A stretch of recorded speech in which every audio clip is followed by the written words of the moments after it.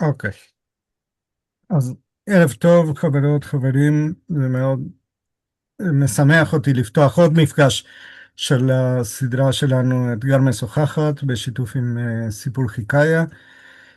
אני מריו שכטמן, אני מנכ"ל של עמותת אתגר, ותכף נציג גם את סיפור חיקאיה וכמובן את אורח הכבוד פרופסור הלל כהן, ועוד כמה דברים שיש לנו בדרך. למי שלא מכיר, אתגר היא עמותה ישראלית פלסטינית הפועלת לפרק את המחיצות המנציחות את הסכסוך. המתודה שלנו שואפת להתמיר דינמיקות מקטבות לשיתוף פעולה בונה. לשם כך אנחנו שואבים השראה מדיסציפלינה של התמרת סכסוכים, המבינה שסכסוכים הם חלק מהחיים, וחייבים ללמוד איך להתמודד באופן בונה, ללא אלימות, ועם אמפתיה, עם סיבות העומק המשפיעות על הסכסוך. אני אשמח לספר עוד על הפעילות שלנו, אבל לא עכשיו.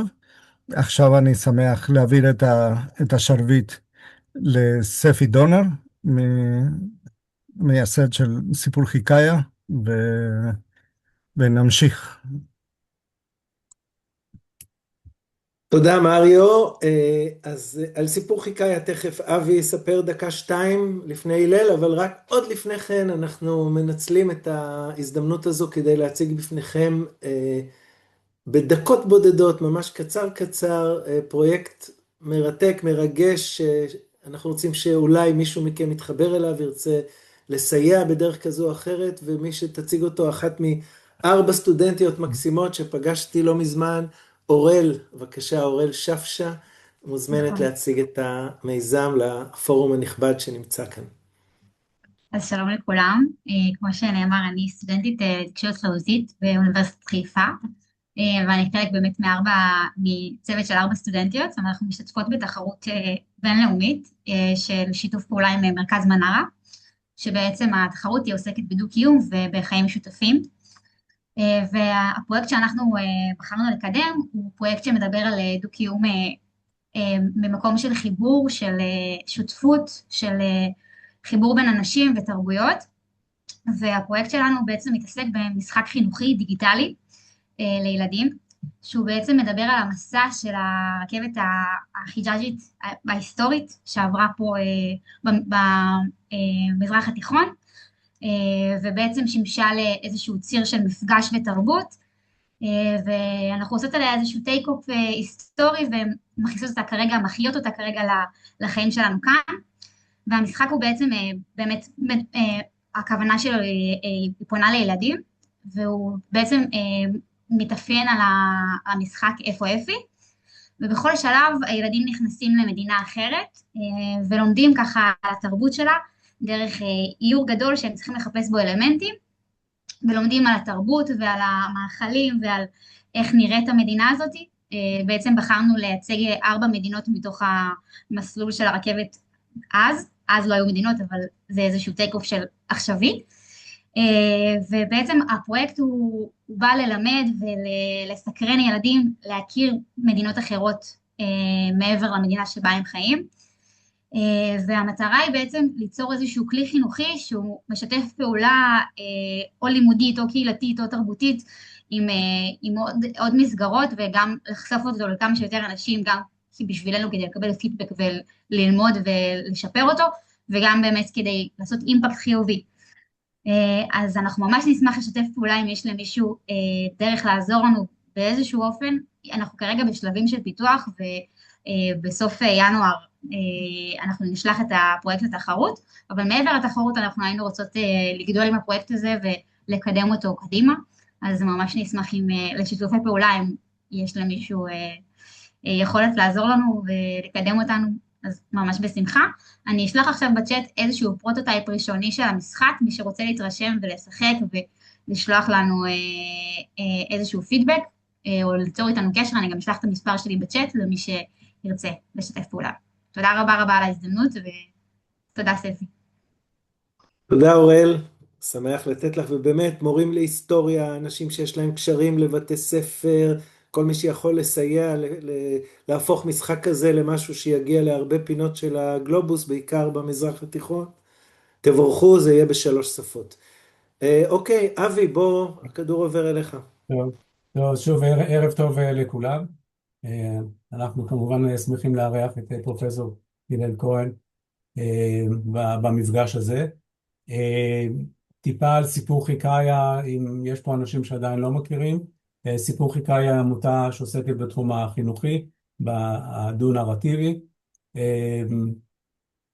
כאשר בעצם נבננו על הבסיס של הספר הזה, שנקרא להכיר את הנרטיב ההיסטורי של האחר, שמציג את הסיפור ההיסטורי, כפי שהוא נכתב על ידי מורים להיסטוריה ישראלים ופלסטינים, זה מול זה. הספר הזה אמור היה להיות חלק ממערכת החינוך, אבל הוא לא, ולכן אנחנו בשנים האחרונות, 3 מורים ששניים מהם היו שותפים לכתיבת הספר, כתבנו בעצם פרויקט חדש שנקרא אופק בסכסוך, שהוא כן מותר בבתי הספר, הוא אפילו בצורת סמינר, הוא חלק מתוכנית גפן, תוכנית שוב שמציגה את שני הנרטיבים, מציגה את הסכסוך, מציגה מה אפשר לעשות, ומבקשת בעצם לערב את התלמידים, ולא לקבוע דעות ולא לשכנע לכאן ולכאן, אלא בעצם להבין שיש פה סכסוך של שני עמים, שלכל עם יש את הנרטיב שלו. אז זה בקשר לפעילות שלנו. אנחנו כולנו מתנדבים בעמותה, ואם יש כאלה שרוצים להצטרף אלינו, אז בשמחה. אבל היום התכנסנו כמובן בשביל הספר הנהדר הזה, למי שעדיין לא ראה אותו, פה ושם בין הירדן לים, ספר שכתב פרופסור הלל כהן. ומה שאנחנו נעשה במפגש הזה, קצת שונה מהמפגשים הקודמים, גם של סיפור חיקאיה וגם של אתגר, אנחנו נעשה את זה בצורה של שיחה. אני הכנתי שאלות, אני מניח שעוד אנשים מכם, מי שקרא את הספר גם הוא הכין שאלות, אולי תעלינה שאלות תוך כדי המפגש, ואני מציע גם שלצורת העבודה היותר שוטפת, מי שיש לו שאלה בעצם יסמן עם היד, יצביע, ולא נכתוב בצ'אט, ככה השיחה תהיה יותר זורמת, כל מי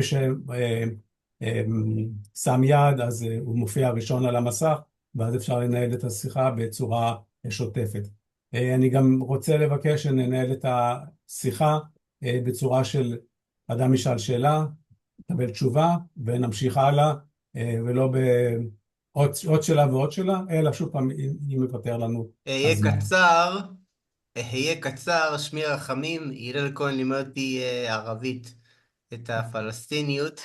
אני יכול לומר, אדם ברוך, אזכיר אותו, ויש לי שיחות עם הלל כהן, ואני רואה קווים מחברים בין אדם ברוך להלל כהן. כלומר, שניהם באו מהספר, אני אתייחס אליו, מציונות דתית טרם 67. אגב, שוב, כמו שאמרתי, אני איש ימין קשה, כן. וישנו שינוי. ברשותך, תן לי להתחיל את המפגש. טוב, אני אעצור אחר כך, אדבר אחר כך, אוקיי. וכשתרצה לדבר, אז בבקשה. אין בעיה, סליחה. ואם אתה יכול גם להיות על השתק. כן, אין 100%. תודה רבה. בסדר. אז אני רוצה להתחיל כבר עם השאלה הראשונה.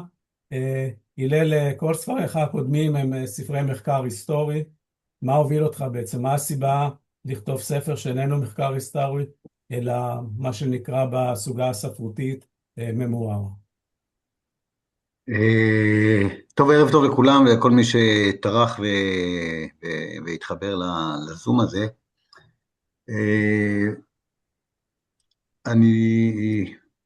אין לי תשובה טובה לשאלה הזו, זאת אומרת, ברמה המיידית, הסיבה לכתיבת הספר הזה היה רעיון שעלה על ידי המאיירת יאנה, זה ספר מאויר, כמו שאולי הצלחתם לראות מהרגע שאבי הציג אותו, והיה לה רעיון לכתוב, לעשות מין מגדיר מאויר של הסכסוך, של ההיסטוריה של הסכסוך, של ישראל-פלסטין.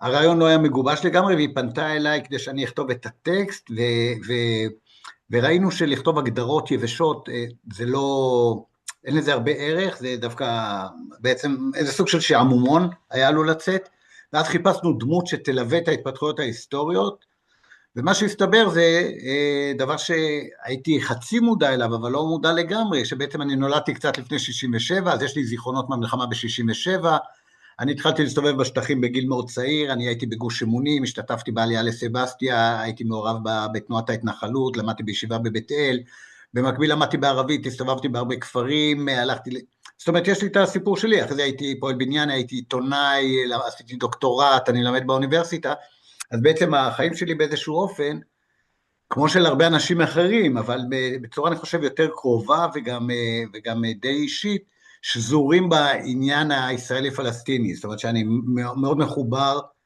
גם כמובן לצד היהודי הישראלי שלי, אבל גם יש לי איזה סוג של היכרות יחסית אינטימית, כמובן לא באותה מידה כמו עם החברה הישראלית, אבל יחסית אינטימית עם החברה הפלסטינית, בעיקר בירושלים ובגדה המערבית. אז מתוך זה, הממואר הוא לא ממואר שמספר על החוויות הרגשיות שלי, על המשפחות שלי, על האהבות שלי, על הסנאות שלי ודברים כאלה, אלא זה באמת ממואר שמתייחס להליכה שלי עם ובין פלסטינים ועם ובין יהודים. אז בעצם ככה התגלגלתי לכתוב את זה, להבדיל מספרים מחקריים, שפתאום איזה נושא מחקרי מעניין אותך, או לא פתאום, או צומח אצלך צורך, המאורעות תרפ"ט, היה לי עניין מאוד גדול לכתוב עליהם, כי נתקלתי בקורבנות של תרפ"ט, או אם נתייחס לספר הקודם שלי, המשולש של מזרחים, אשכנזים ופלסטינים, כי משלב מאוד צעיר בחיים אני הבנתי שהעניין העדתי והעניין הלאומי שזורים אחד בשני, והעמדות פוליטיות, הרבה פעמים גם של אשכנזים וגם של מזרחים, הן תלויות מוצא, והעמדות כלפי הפלסטינים, בקיצור, אז לפעמים מתעורר איזה עניין מחקרי, ואז אני חוקר, במקרה הזה, זה היה איזה רעיון לכתוב משהו כללי יותר, ואז אני משמש סוג של כלי, בשביל להעביר איזו סקירה היסטורית רחבה. אוקיי, תודה. הזכרת את יאנה המאיירת, היא לצערנו היא לא נמצאת איתנו מסיבות אישיות, אז נצטרך לשמש לפה, אז אני באמת רוצה להציג את אחד הדפים המאוירים. הספר בעצם כולל שני סוגים של איורים, אחד זה איור רגיל, שבעצם יש בו תמונה שכמובן קשורה לטקסט, כן? אבל זו דוגמה מצוינת שהאיור הוא, כמו שאמרת, הוא חלק מהטקסט. השיחה בינך לבין הפלסטינים במקרה הזה היא שזורה בתוך הציורים. אז שוב פעם, האם זה נולד ממך, זה נולד מיאנה? זאת אומרת, אמנם חלק כבר ענית, אבל איך בעצם באמת נוצר הקשר? למה היא הגיעה אליך? זאת אומרת... טוב, היא הגיעה אליי כי שמעה הפודקאסט שלי, זאת אומרת, פודקאסט שבו התארחתי, שהיא ראתה דברים שאני כתבתי, והיא חשבה והיא חיפשה היסטוריון לעבוד איתו, כי לה היה את הפרויקט שלה בראש. אז ככה זה התחיל, אבל באמת המעבר מכתיבה, נאמר מחקרית היסטורית, או כל כתיבה אחרת, לכתיבה כזו, לא רק בגלל העניין הממוארי, אלא בגלל העניין האיורי, אז אני הבנתי שאני צריך לכתוב בצורה שיהיה קל לאייר, וככה בעצם מה שיצא זה כמובן אם אני כותב כמה זיכרונות, אני צריך לבחור בין המון דברים שאני זוכר. אז אחד מהמהלכים שעשיתי בראש, לפעמים יותר במודע ולפעמים פחות, היה באמת להעלות על הכתב סיפורים שיכול להיות להם ממד ויזואלי חזק. למשל, אני נוסע על דו גלגלי, בתקופת האינתיפאדה הראשונה נסעתי על אופנוע, אז אופנוע זה משהו שנורא כיף לאייר ונורא כיף לראות אותו מאויר, אז הם אירועים שאני רוכב על האופנוע והוא מתקלקל, או אני רוכב על האופנוע ויש בקבוקי תבערה מסביב, כל הדברים האלה הם מתאיירים, אם אפשר להשתמש בפועל הזה בבניין התפעל, הם מתארים בצורה מאוד נאה, ויש בהם עניין מסוים. אז ככה עשינו את השילוב. אבל היו דיאלוגים מסוימים, שיאנה ראתה בהם דיאלוגים מרכזיים, וגם אני, ואז הם הפכו להיות סוג של קומיקס, יותר מאשר איור צד. זאת אומרת, ובאמת זה כמה מקטעים או קטעים, שעבורי היו שלבים שאני יכול להגיד במובן מסוים, או שהתודעה שלי השתנתה, או שהבנתי משהו חדש פתאום, או שהיבעתי משהו חדש פתאום.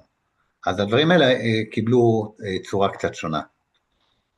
טוב, אני רוצה להיכנס קצת יותר עכשיו לספר, שתי השאלות האלה באמת היו יותר כלליות.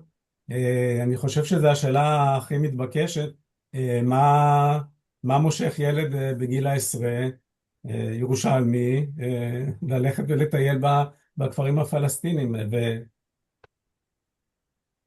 טוב, תראו, יש פה הרבה אנשים שהם פחות או יותר מהדור שלי, ואני חושב שהמון ירושלמים מכירים את החוויה הזו, אולי בצורה פחות אינטנסיבית, בצורה יותר מתונה, אבל אני חושב שהרבה מאוד ירושלמים, בוודאי שהיו מסתובבים בעיר העתיקה, חלק גדול מתושבי השכונות בירושלים היו יוצאים אל מחוץ לעיר, והיו מגיעים לאבו דיס, היו מגיעים לבית איקסה, היו מגיעים לבתיר, היו מגיעים לחוסן. זה לא הייתה ארץ זרה מבחינתנו, ולא הייתה כמובן חומת ההפרדה, אז זה היה המשך טבעי של, זאת אומרת, יש אנשים שהם ספוני בית, ויש אנשים שכל מה שהם עושים, כשהם רוצים לבלות, זה ללכת לאכול פיצה וגלידה, אני מתכוון בגיל מסוים, ויש אנשים שאוהבים לשוטט, אז אם אתה משוטט באזור ירושלים זה טבעי, ואז מה שקרה לי זה שנדלקתי קצת על ערבית, וגם אני הייתי אז מאוד בעניין ארץ ישראל השלמה, אני בא מרקע של מה שהיום קוראים ציונות דתית, זה לא בדיוק הרקע האישי שלי, כי אני חצי מזרחי וחצי, לא משנה, כאילו זה מה שאפגני, לא משנה העניין האישי הפרטי, אבל החברה שהייתי בה, המעגלים של הבית ספר ותנועת הנוער, היו מעגלים מאוד מאוד בני עקיבא גוש אמונים. אז היה לי במקביל את העניין הזה שאני יהודי בארץ ישראל, זכותי ללכת בכל מקום, אני לא מפחד, שכם שלנו, חברון שלנו, קלקיליה שלנו, טול כרם שלנו, ג'נין שלנו, הכל שלנו. אבל אני יוצא וככל שאני מסתובב, אני רואה שיש שם עוד אנשים, ואני רוצה להבין מה הם מדברים איתי, ואז אני לומד ערבית. זאת אומרת, אני לומד ערבית תוך כדי שיחות, וגם קונה איזה חוברת קטנה ללימוד ערבית, וזה הופך להיות חלק מהמהלך שלי. אני עוזב את הבית ספר בגיל 15 וכמה חודשים, ופשוט זה הרבה יותר מעניין. תחשבו על האפשרות ללמוד על משולש בשוקיים, ולשאול את השאלה המכריעה, האם כשמותחים יתר מהזווית של ה-90 מעלות לכיוון מרכז, אני אפילו לא יודע לסיים את השאלה, בין זה לבין להגיע למחנה פליטים ולהתארח, לקבל כוס תה ולשמוע סיפורים, אז ברור מה יותר מעניין, מה יותר מאתגר, מה הופך את החיים שלך ליותר עשירים. אז בחרתי במסלול הזה. בכל זאת, אני גם אצטט כמה משפטים מהספר, כי אתה מספר על שהשקפת עולמך התעצבה, אני לא חושב שכל אחד יכול לספר את זה. אתה מספר אם זה כבר בעמוד 17, שאמא שלך אסרה עליכם להשתמש במילים מעליבות, שאני כמובן לא אשתמש בהם כלפי ערבי. אחר כך ומאז אף אחד מכם באמת לא הזכיר את זה. אתה מרחיק לכת בעמוד 38, אתה מזכיר שבימים של פיגועים, כשיהודים התרחקו מאזורים ערביים, אמא שלך הייתה שולחת אתכם לראות אם יש ערבים מותקפים או מבועלים, ולהציע להם להיכנס אליכם עד שיעבור זעם. נותנת לכם לאכול, והייתם מלווים אותם לאוטובוס. זה יוצר משהו, אומרת, זה לא דבר מקובל בירושלים, אני חושב, זה לא דבר מקובל בירושלים. כן ולא, מכיוון שאני, חוץ מזה, מהעובדה שאני נער משוטט, עכשיו אני גם טיפה היסטוריון, אז אני יכול להגיד שזה משהו שהיה קיים כל הזמן, תמיד בעיתות לחץ, בעיתות מצוקה, בעיתות צרה, הרבה אנשים משני הצדדים היו עוזרים לאנשים מהצד השני. אנחנו מכירים עשרות אם לא מאות מקרים של פלסטינים שיהודים שנקלעו לכפר שלהם, אם הם עמדו בצרה אז הם יגנו עליהם, ואם הם לא היו בצרה אז היו מזמינים אותם לשתות כוס תה. זאת אומרת, אני לא המצאתי פה שום דבר חדש בתחום ההתנהגות האנושית. ואותו דבר, יהודים היו נוהגים בצורה דומה בתקופות מסוימות ובאירועים מסוימים. עכשיו, זו דרך לחיות, דרך אפשרית לחיות, והיו אנשים שחיו ככה במשך כל מאות שנות ההיסטוריה, יהודים וערבים. זה נכון שאנחנו חיים בתקופה שהדבר הזה נשמע כמעט מוזר ונדיר, ואיזה מין, אתה נותן לערבי להיכנס אליך הביתה, תן להם לדפוק לו מכות בפרצוף. לא, זה לא היה ככה, ואני רוצה להגיד לכם שיש סיכוי שגם זה לא תמיד יהיה כמו שזה עכשיו. זה ההתנהגות האנושית הבסיסית שהיא עומדת לפני השאלות של דת ולאומיות. זה משהו שבן אדם, אם הוא בסכנה, אתה עוזר לו. זה א' ב'. ואגב, וזה לא קשור לדעות פוליטיות, כי ההורים שלי היו, אפשר לומר, מבחינה פוליטית, בימין הרדיקלי. זאת אומרת, ארץ ישראל השלמה, מזה אתה מתחיל בכלל את הדיון. ההבטחה של הקדוש ברוך הוא לבני ישראל, את הארץ, מזה אתה מתחיל את הדיון. אלה בכלל אקסיומות שאתה לא חולק עליהן. אבל זה לא אומר שום דבר באשר ליחס לפלח או פלחית שבאו למכור את הענבים שלהם בקיץ ומישהו רוצה להרביץ להם. אלה עולמות נפרדים. אוקיי, תודה.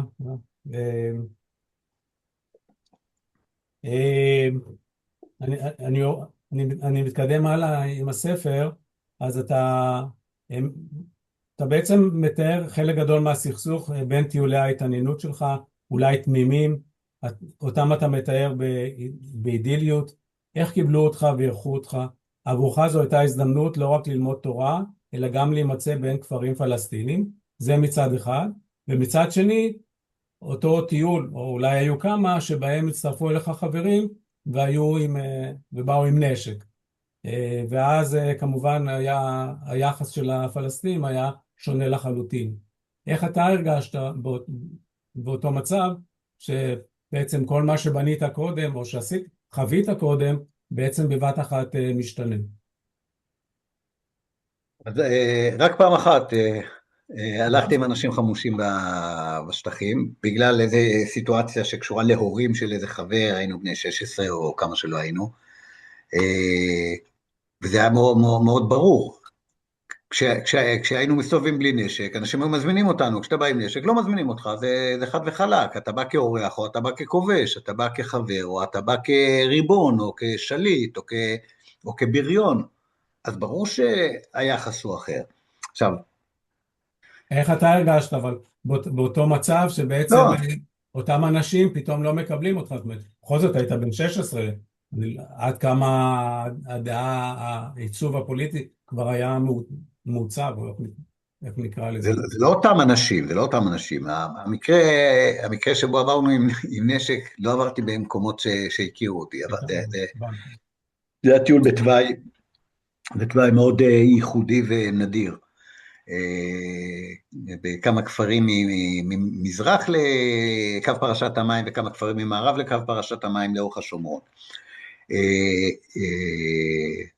אבל אני חושב שבאמת החוויה היא, שעד אז אולי אינטואיטיבית, ידעתי שאני לא צריך להסתובב עם נשק, גם כאילו מאיפה יש לך בגיל 16 נשק, אבל כשאתה גר בהתנחלות אתה יכול לארגן לעצמך נשק בגיל 16, וזה מה שעשיתי הרי, אבל גיל 17 בעצם הנשק היה, אבל מה שהרגשתי אינטואיטיבית, שאני לא רוצה להסתובב עם נשק, שזה לא מתאים לי, וגם סיפרתי על זה כל מיני סיפורים לעצמי, סיפרתי לעצמי שאני לא בא בכוח הנשק, סיפרתי לעצמי שאני לא כובש, סיפרתי לעצמי שאני לא מפחד מאף אחד, אז למה אני צריך נשק?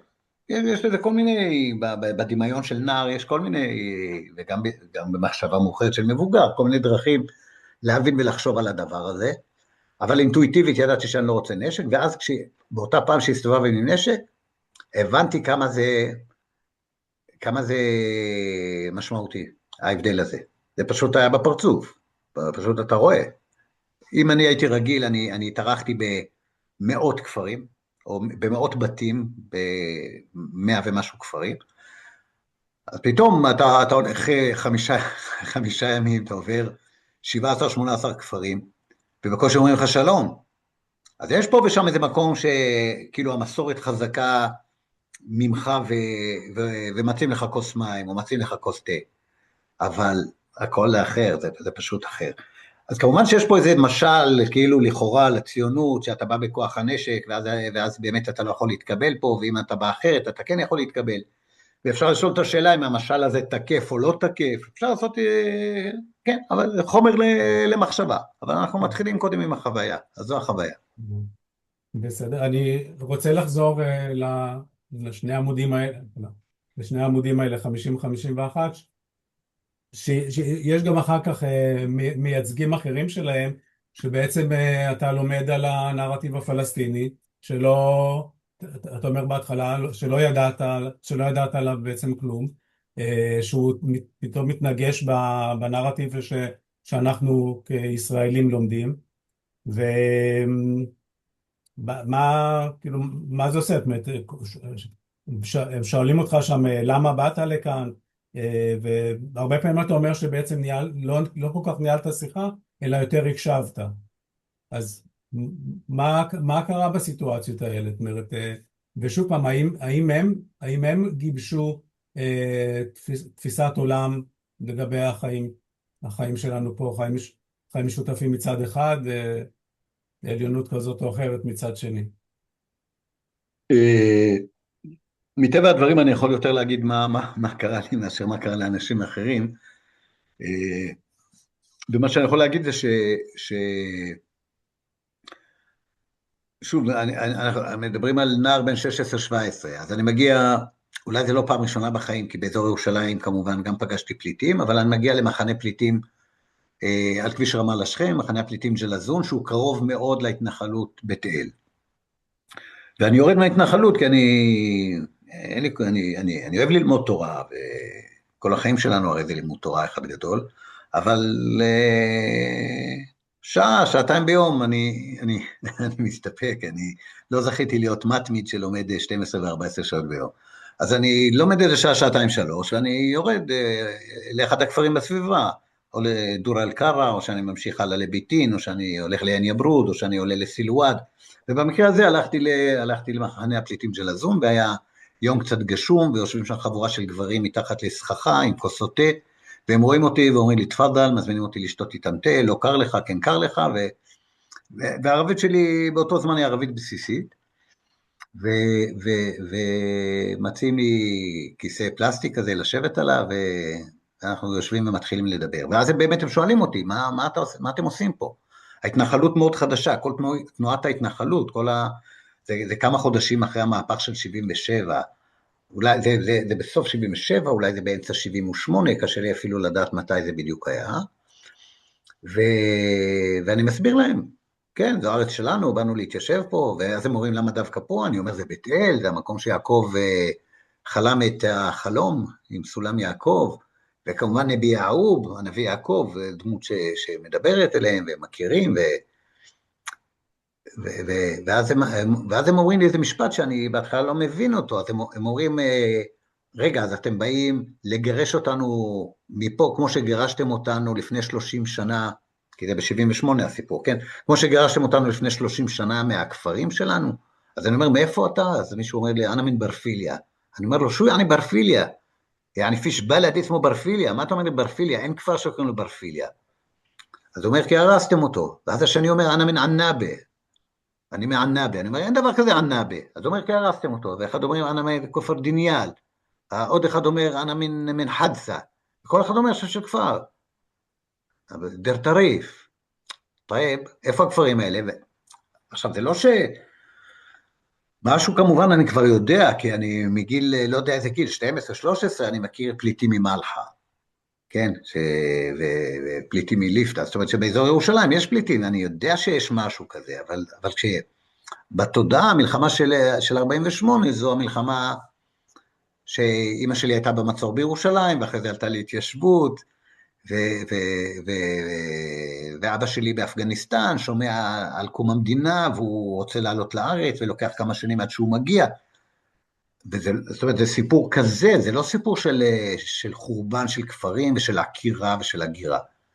אז אני שומע את הסיפורים האלה, זאת אומרת, את האנשים האלה, ואנחנו מתחילים לדבר, ומתחילים לספר איך הם חוו את המלחמה ב-48, כי זה אנשים בני 50, הם היו בני 20 ב-48, זאת אומרת, שפגשתי אותם, זה אנשים שחיו את המלחמה, את הנכבה, זה חלק מההיסטוריה האישית שלהם, ומהחוויה האישית שלהם, והם מספרים על הדברים האלה, ומספרים על היישובים היהודים שהיו לידם בתקופת המנדט, ועל היחסים, ואני פתאום מבין איזושהי הבנה שהיא נורא בסיסית כמובן, שאותה פיסת היסטוריה נחוות באופן שונה לחלוטין אצל אנשים שונים. עכשיו זה נורא טריוויאלי כמובן, אבל בגיל 17 זה מין בום כזה במוח, כי אתה אומר רגע, אבא שלי לא שיקר, אמא שלי לא שיקרה והם לא משקרים.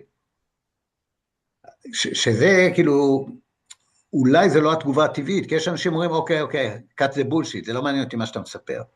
אבל באמת הגישה שלי הייתה גישה של אמון. הם מספרים לי משהו על החיים שלהם, בוודאי שאם הם מספרים לי משהו על החיים שלהם, אני מקשיב. ואם אין לי סיבה לא להאמין, אני מאמין. ואני גם רואה שהם במחנה פליטים, כי זה אומר, זה באמת הרסו להם את הכפרים. אז לא משנה עכשיו בדיוק הפוליטיקה מהסוג של... עכשיו אני מתכוון ברגע הראשון שאני שומע את זה. כאילו, כי מה אומר הישראלי המודע פוליטית, הציוני המודע פוליטית? הוא אומר, אתם סירבתם להצעת החלוקה ולכן אכלתם אותה. אתם תקפתם אותנו ולכן כבשנו לכם את הכפרים. זאת אומרת, לכל טענה יש טענת נגד. גם לטענות האלה יש טענות נגד. זה לא חוכמה. אבל מה האני של אז, הוא אני מקשיב. אז לא מעניין אותי להראות לו שהוא לא צודק, או להראות לו שמגיע לו, או להראות לו שזה לא אשמתי, לא מעניין אותי להראות לו שום דבר. מה שמעניין אותי זה לשמוע מה בן אדם אומר. זה מה שמעניין אותי, אני מדבר עם בן אדם, אני רוצה לשמוע מה הוא אומר, אני רוצה לשמוע מה הוא חווה. ואני מבין גם שזו חוויה של עם, זו לא חוויה פרטית, כי אני מכיר את המפה, אני יודע שאם יש את מחנה הפליטים של הזון, אז מדרום לו יש את מחנה הפליטים האמרי, ומצפון לו יש את המחנה הפליטים של שכם, את עסקר ואת בלטה. אני חי בארץ הזו, זאת אומרת, יותר מאנשים אחרים במובן מסוים, כי אני הלכתי אותה אז ברגל, לאורכה ולרוחבה, בתור מה שעשיתי בחיים. אני רוצה להציג עוד ניגוד שמאוד בולט בספר, כי הוא שוב פעם מובע בדי צמידות. אתה מזכיר שיחה שאריאל שרון הגיע להתנחלות, ובין היתר אומר, חיים יהודיים ביהודה ושומרון הם הערובה היחידה נגד הקמת מדינה פלסטינית. למתנחלים היה ברור שהם עושים היסטוריה, והתחושה הזו עפיפה גם אותי. אבל מצד שני, שפגשת את הכותב תמרי היפה, היא הגיבה, השתגעת? כל עניין ההתנחלות בשטחים הוא טעות גדולה. אז שוב פעם, נוצר פה איזשהו קונפליקט, מה המשמעות שלו לגביך? באותו זמן, כאילו, אני שומע, אבל לעתים מאוד רחוקות, איזה פיקפוק בפרויקט המתנחלי. זאת אומרת, אני יודע שיש אנשים פה ושם שמתנגדים, אבל זה כל כך עובר, זה כל כך רחוק מהתודעה שלי. כאילו, לא, אני אפילו, קשה לי להיזכר שבזמן אמת,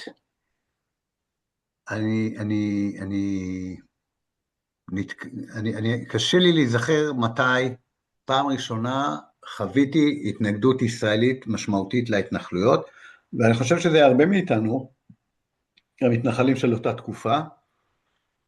מי שהתנגד, בכלל לא ראינו אותו, לא ספרנו אותו, הוא לא היה קיים. זה היה כל כך ברור שאנחנו צודקים, ושאנחנו גם עושים את רצון האומה, וגם דבר האל, שבכלל אני אומר אתה, אבל זה אני,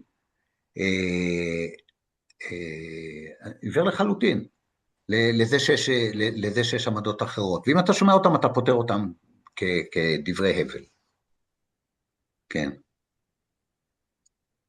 אז בעצם היחס שלי לעניין הזה, אני אוסיף עוד משפט, הוא לא בא מתוך המחלוקת הישראלית הפנימית, אלא מתוך ההיכרות שלי עם החוויה הפלסטינית אל מול הדבר הזה. זה בדיוק מה שאנחנו מנסים לעשות בסיפור חיקאיה ובתוכנית הלימודית שלנו.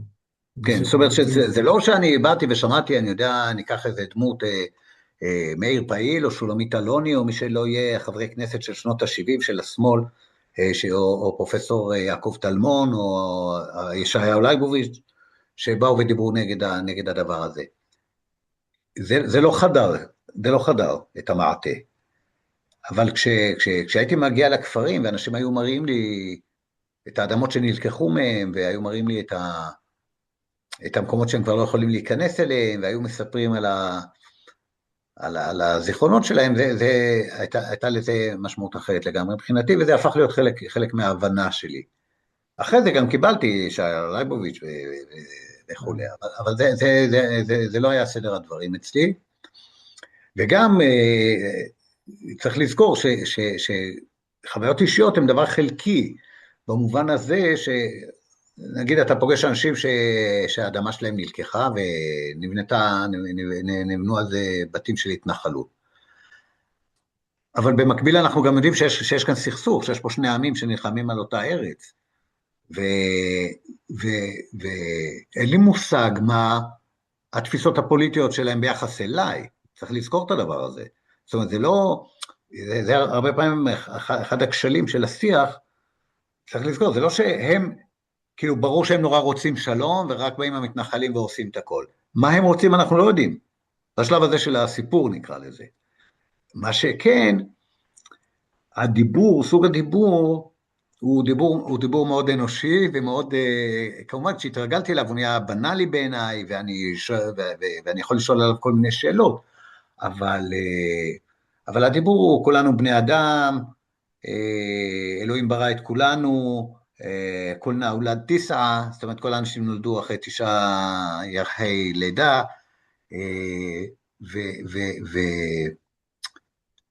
וכאילו דיבור אנושי כללי, אבל רוב האנשים, כי אני פגשתי אנשים שהם לא פעילים, זאת אומרת בעיקר, כי רוב האנשים הם לא פעילים פוליטיים, ורוב האנשים הם לא אנשים פוליטיים, ורוב האנשים הם לא אוחזים בנשק, אז אתה פוגש אנשים שהם פועלי בניין בחולון, שהם שוטפי כלים במסעדות בתל אביב, שהם מובטלים, זה אנשים שאתה פוגש במחנות הפליטים ובכפרים, שיש להם כמה דונם וחצי של זיתים ושל אם נדבר חברון של קרמים, אז אתה שומע אותם, הם לא מדברים איתך בפוליטיקה גבוהה, ואם פוליטיקה גבוהה זה משהו ששמעו בחדשות אתמול, הם מדברים כאילו כולנו בני אדם, למה אתם לוקחים לנו את הארץ, בואו נחיה כולנו ביחד, כולנו אחים, אבל בו זמנית יש גם פעילות פוליטית ופעילות צבאית, ויש פיגועים, וצריך להכיל את הכל בשביל לגבש, זה קורה לי הרבה שנים אחר כך, בשביל לגבש תמונת עולם פוליטית מוגדרת. בסך הכל אתה מבין שיש פה עוד בני אדם, ושיש להם רגשות מסוימים, היסטוריה מסוימת, היא לא ההיסטוריה שלך, אוקיי, בוא נראה מה אפשר לעשות. זה המצב. אולי לא, איך שאנחנו רואים את המציאות, זו ראייה חלקית בלבד. זה השלב שאני מגיע אליו בגיל 17 וממשיך איתו עוד הרבה שנים. כן. בסדר. אני רוצה לסיים את החלק שלי, זאת אומרת, שוב פעם אתה מתאר פעמיים, הזכרת קודם את האופנוע, אתה מתאר פעמיים שתי תקריות של האופנוע, שפעם אחת הסתיימה יותר טוב, פעם שנייה הסתיימה קצת פחות טוב. שוב פעם, אני תמיד שואל את השאלות, אז מה זה עשה לך? לאיזה כיוון זה לקח אותך? כי בכל זאת אלה הדברים שאתה מזכיר בספר, זאת אומרת, זה הממואר, זאת אומרת, האירועים האלה. כן, אז אני אתייחס, נגיד לשני אירועי אופנוע, יכול להיות שבספר יש 3. אירוע אופנוע אחד, אני נמצא במחנה פליטים, הפעם ליד בית לחם, מחנה הפליטים העיידה,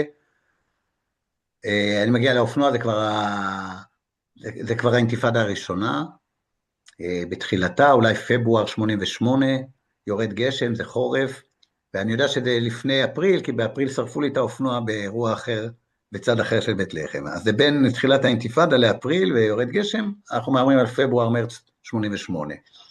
לא עשיתי שום רישום, אף פעם לא ניהלתי יומן או משהו, אז אני צריך להסתמך על ממטרים בשביל לחשב תקופות.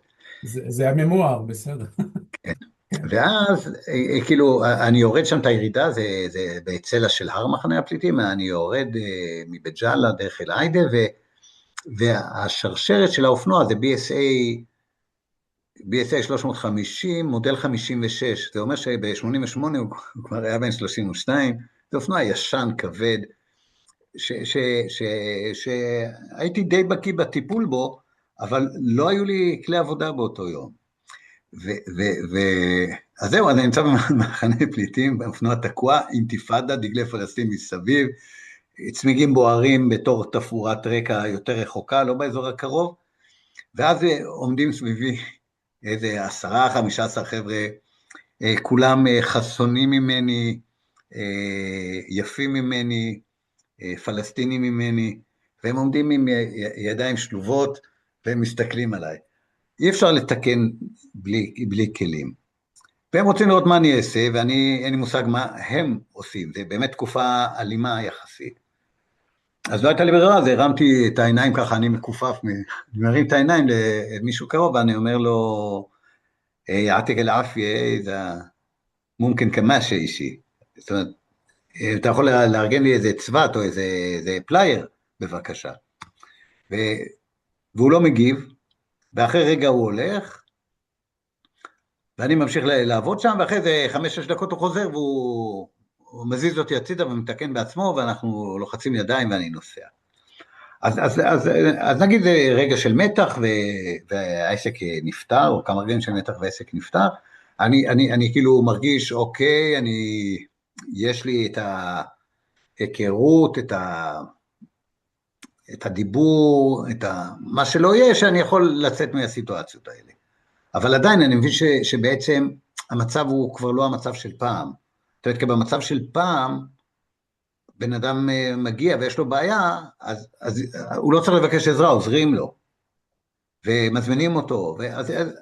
בקיצור, מה שהאירוע הזה, אני לא אספר על האירוע השני עכשיו, בעצם שנגמרה תקופה. בעצם האינתיפאדה הראשונה זה סיום של תקופה, זה סיום של תקופת הכיבוש הנחמד נקרא לזה, שישראלים יכולים להסתובב כמעט כאוות נפשם, פלסטינים סופגים את מה שהם סופגים והם לא מתקוממים, זה החזיק מעמד בערך 20 שנה, לא ברצועת עזה, ביהודה ושומרון, והאירוע הזה והאירועים הסמוכים לו, הסבירו לי שהארץ שינתה את פניה והולכת להיות מציאות אחרת.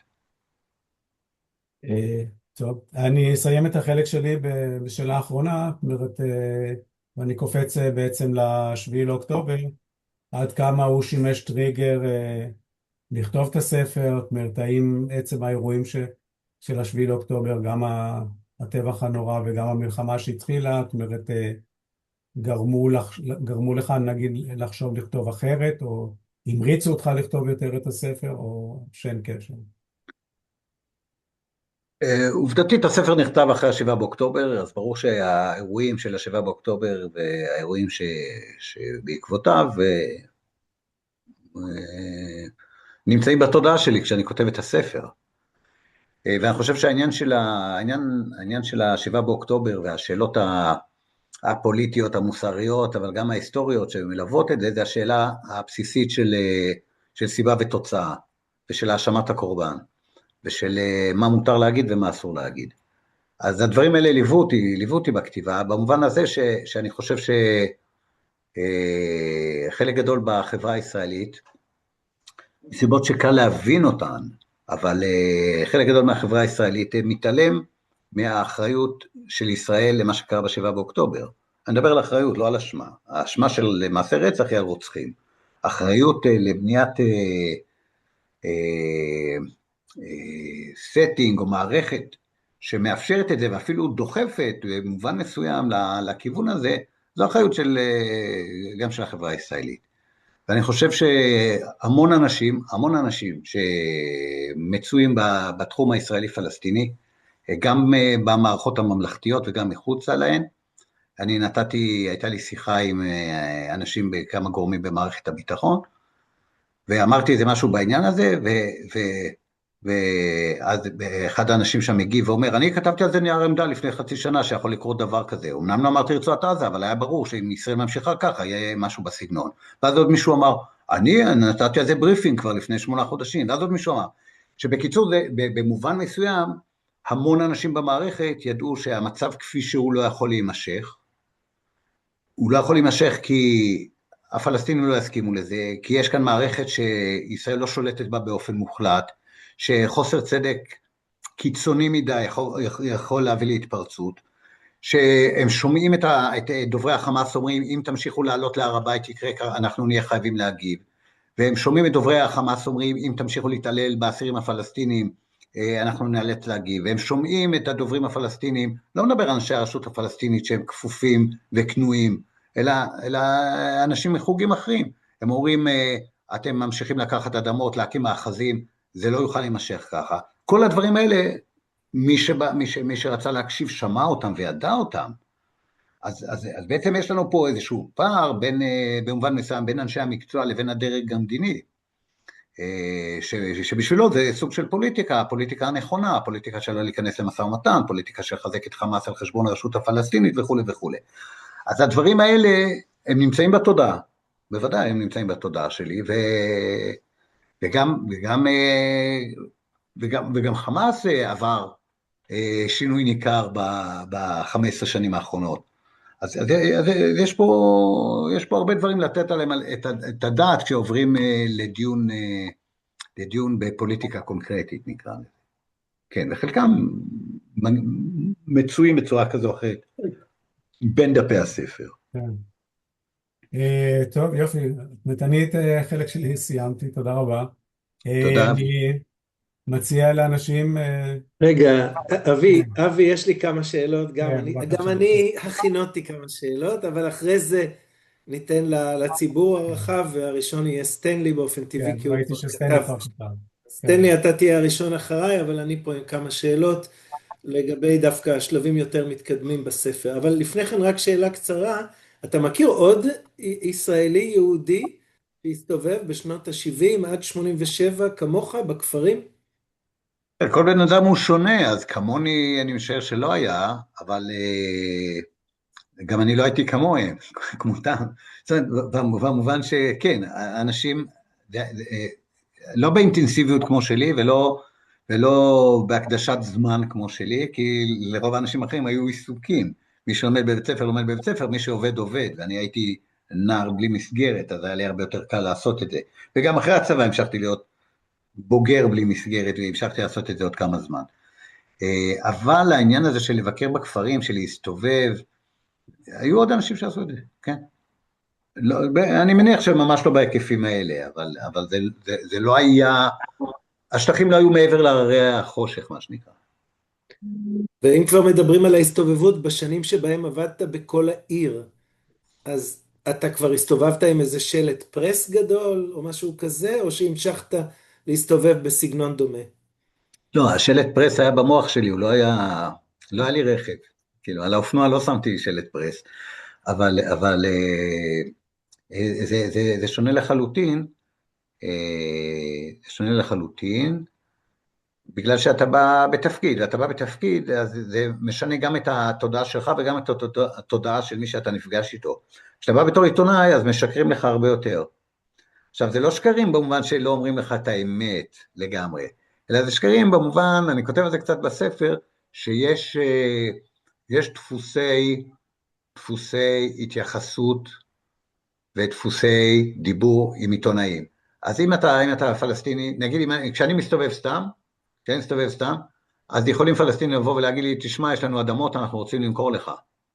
אני מתנחל, אז אומרים לי, אנחנו רוצים למכור לך אדמות. עכשיו, חלק גדול מאלה שאומרים את זה הם רמאים, כאילו נוכלים, שמנסים להפיל בפח, ונפלו לא מעט אנשים בפח הזה. וחלק זה אנשים שבאמת רוצים למכור אדמות. מעטים יותר, אני מניח, אבל אני לא יכול לדעת בוודאות.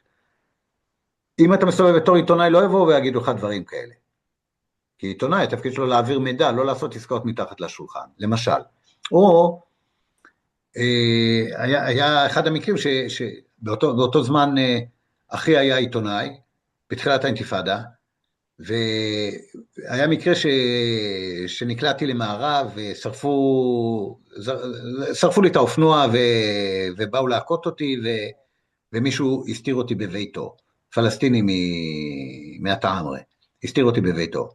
אז כשהלכנו שם אחרי יומיים שלושה, עם אחי, כאילו לראיין אותם, אז הם באו ואמרו, היו פה מתנחלים, שבאו לתקוף אותנו, ולא הייתה לנו ברירה, חסמנו אותם, ושרפנו לו את האופנוע.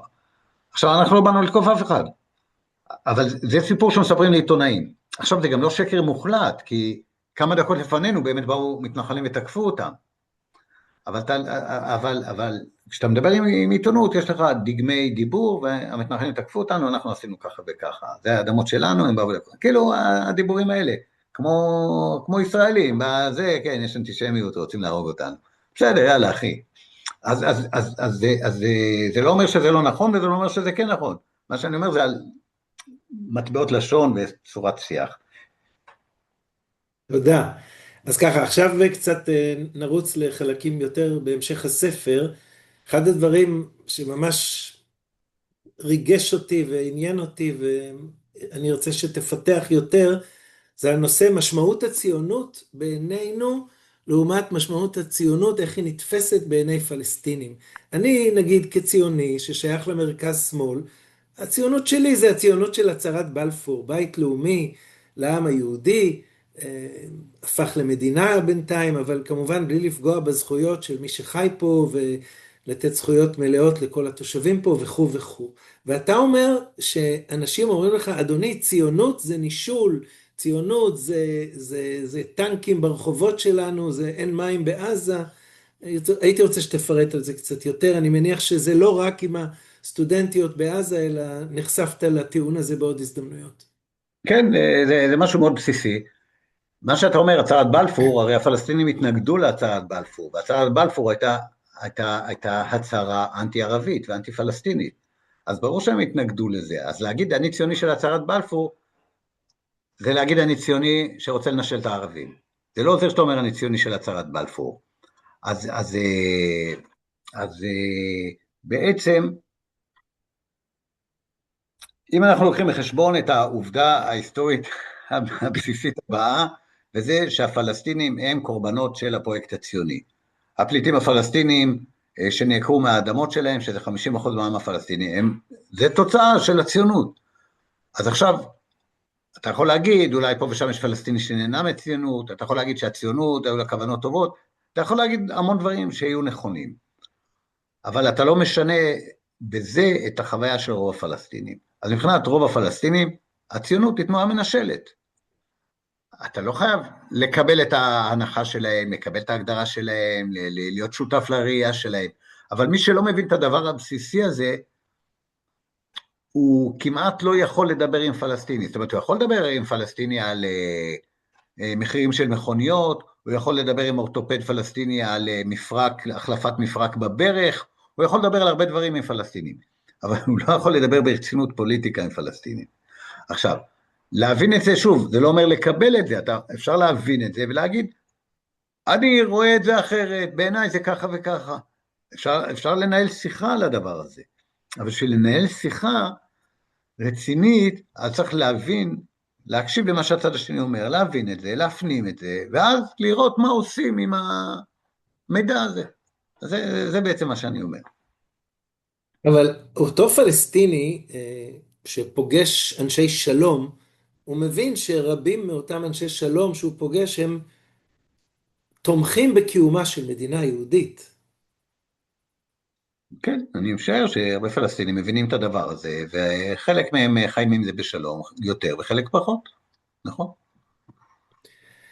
סיפור אחר, אתה באיזשהו שלב עשית פרויקט של תמלול עבור רשת שידור כלשהי, הלכת לתמלל, לתרגם עבורם בעצם סיפורים של פלסטינים שכלואים בבתי סוהר ישראלים, והסיפור הדרמטי שסיפרת זה על מישהו שכלוא, אבל זה בן אדם שעמד לבצע פיגוע התאבדות, וברגע האחרון הוא התחרט, הוא אמר לעצמו, יכול להיות שהאישה הזו פה היא בעצם פעילת שלום.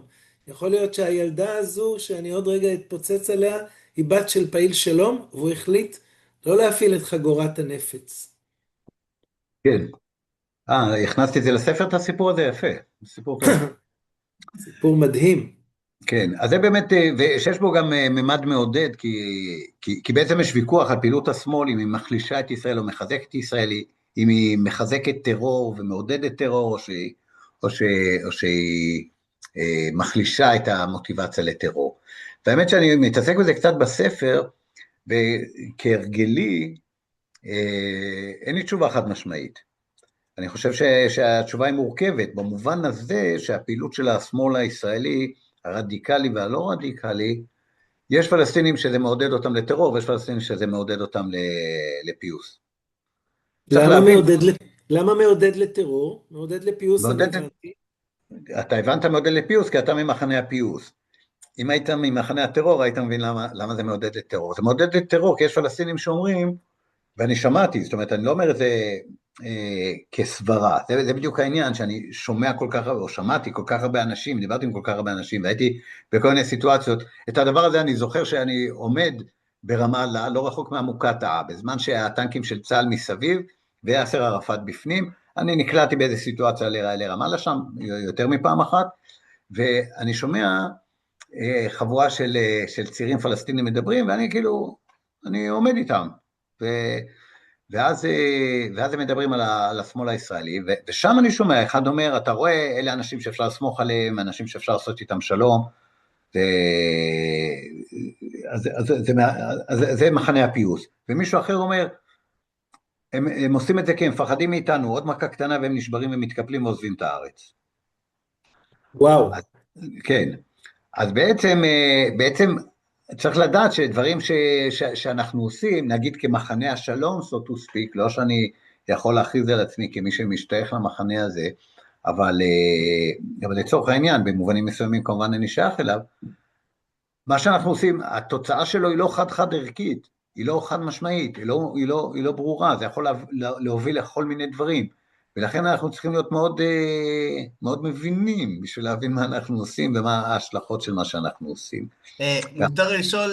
מותר לשאול שאלה תיאל? רחמים. עוד שנייה, תכף.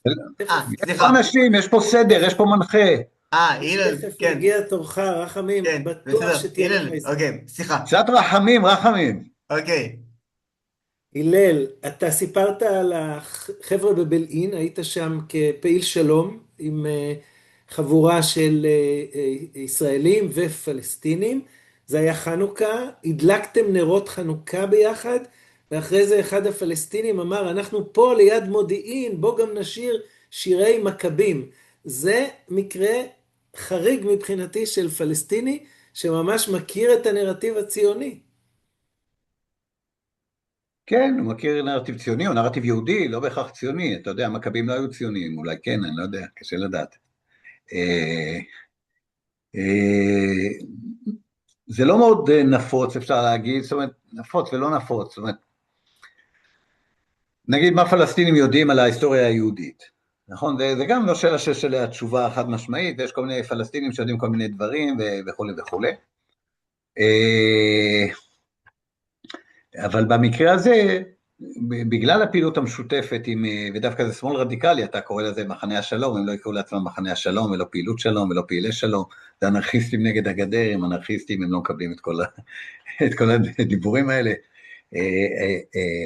אבל בכל זאת, בתוך הקבוצה הזו, וקבוצות קרובות, היו אנשים כמוני, אנשים מסורתיים, ואנשים שההיסטוריה היהודית היא דבר לא זניח מבחינתם, היא חלק מאוד, מאוד חשוב בתודעה שלהם.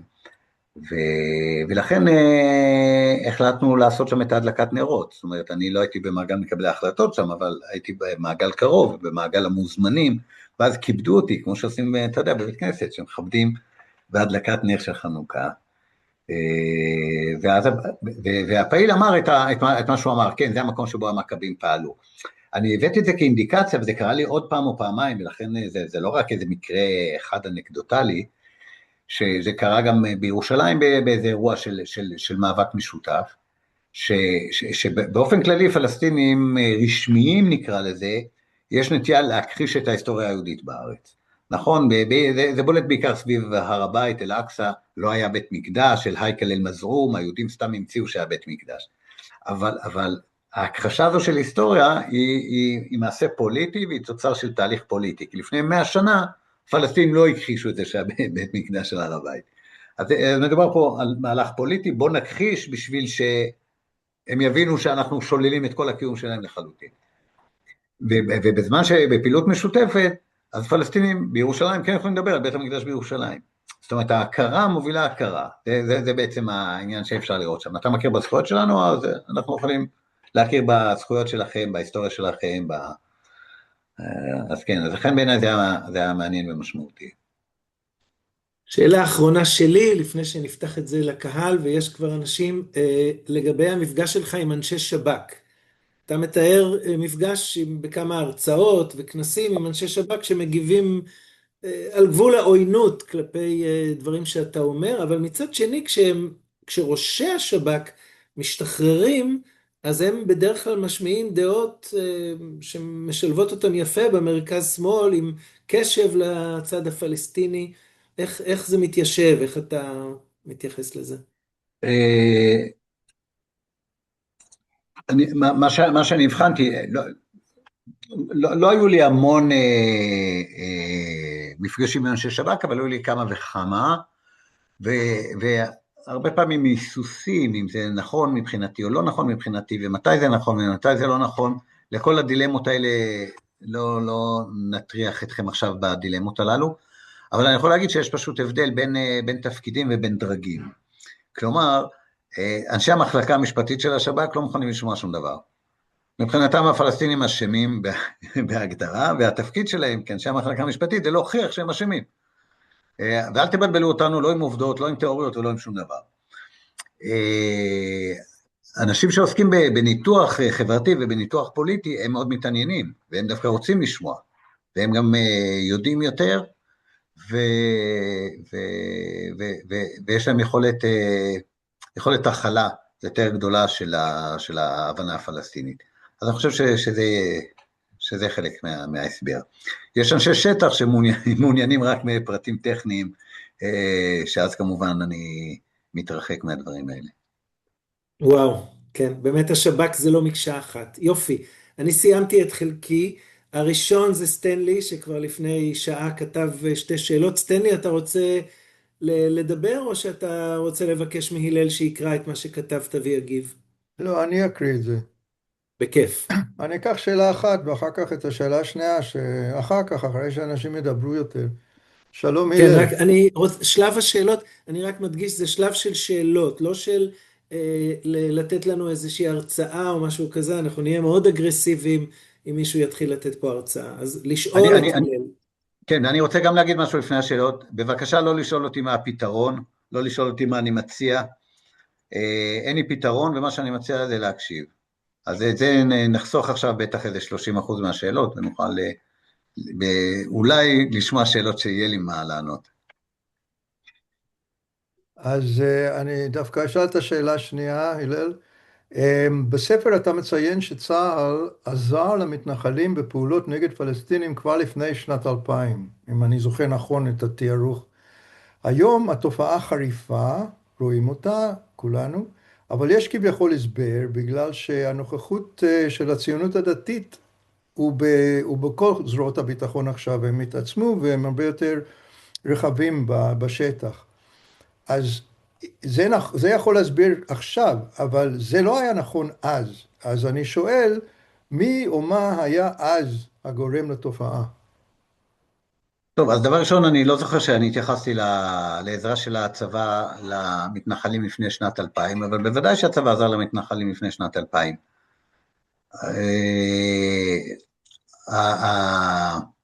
ההנחה שצריך את הציונות הדתית בשביל ההתנחלויות, או בשביל להפקיע אדמות, זו פשוט הנחה לא נכונה. אנחנו יודעים שעד 77 כבר הייתה את ההתנחלות בגוש עציון ובבקעה ובחברון, זאת אומרת, וזה ממשלות המערך, ואחרי זה ממשלות הליכוד המשיכו את הפרויקט הזה. בקיצור, מה שאני אומר זה, יש יהודים ויש ערבים, החיילים תמיד יהיו עם היהודים מול הערבים כשיש עימות, זה לא קשור לציונות דתית. הציונות הדתית, זה אפשר להגיד, נגיד מבחינת הציונות הדתית הרדיקלית, זה שעכשיו אלוף פיקוד המרכז, אבי בלוט, הוא חובש כיפה סרוגה, הוא נחשב בעיני נוער הגבעות כאויב של נוער הגבעות, כי הוא לא מספיק רדיקלי, והם עכשיו, השבוע הם תוקפים גם את זיני, את ראש השב"כ, על זה שהוא לא מספיק רדיקלי. אז תמיד יש את אלה שרוצים יותר ואת אלה שהם יותר רדיקליים, אבל התשתית היא התשתית הציונות, לא הציונות הדתית. תודה. אוקיי, אז אני יודע שבציונות הליברלית, ושאני מניח שאתה משתייך אליה, או נגיד ספי לצורך העניין משתייך אליה, הניתוח הזה הוא פחות נוח, בגלל שאנחנו ציונים והכל בסדר, וזה הם שעושים את הבעיה, אבל הם לא יכולים לעשות את הבעיה בלי הגב הגדול של המיינסטרים הישראלי. כמו שעכשיו, נוער הגבעות, כולם אומרים נוער הגבעות פויה, אבל נוער הגבעות לא יכול לפעול בלי הגב של מועצת יש"ע, ומועצת יש"ע לא הייתה יכולה לפעול בלי הגב של מדינת ישראל. זה בבושקות, או שקוראים לזה, מטרושקות, או מה שלא יהיה.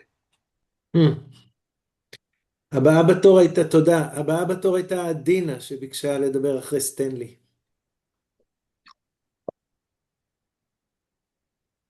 אגב, אין לי איך להצביע, אני רוצה גם לדבר, אז שימו אותי בתור, כן. בסדר גמור. אין בעיה, אין בעיה. אז אם עדינה איננה, אז יש לנו את ליאור יום טוב. והצביע. ליאור, בבקשה. רק תשחרר את כן. כן, תודה רבה, ויעתיק אל-עפיה הלל, תודה על הדברים שלך. אני רציתי לשאול אותך משהו מתוך החוויות שלך של שוטטות ברחבי הארץ במשך כל כך הרבה שנים ועשורים. רציתי לשאול אותך על עצם הרעיון של הפרדה, רעיון של היפרדות, שאנחנו שומעים אותו הרבה, היפרדות בין שני העמים.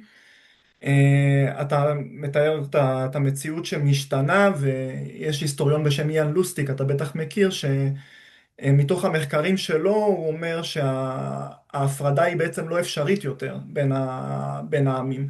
ומעניינת אותי הפרספקטיבה שלך על העניין הזה, בתור מישהו שחווה את המציאות מהשטח, וכמובן לאור השנתיים האחרונות.